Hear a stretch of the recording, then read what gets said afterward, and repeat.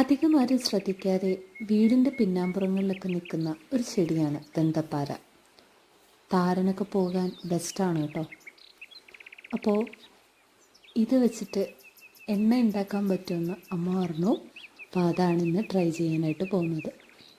അപ്പോൾ ആദ്യം നമ്മൾ ഇല നന്നായിട്ട് കഴുകി അതിനകത്ത് പൊടിയൊക്കെ പോകാൻ വേണ്ടിയിട്ട് നന്നായിട്ട് കഴുകി ഇതുപോലൊരു സ്റ്റീൽ പാത്രത്തിൽ ഇങ്ങനെ അടുക്കി വെക്കുന്നുണ്ട് കേട്ടോ. അങ്ങനെ അടുക്കി വെച്ചിട്ട് ഒരു ഡേ ഒക്കെ നമുക്ക് വെയിൽ കൊള്ളിക്കാം. സാധാരണ 7 ദിവസം എന്നൊക്കെയാണ് പറയുന്നത്. നമ്മളെന്തായാലും ഒരു ഡേ വെച്ചിട്ടുള്ളൂ.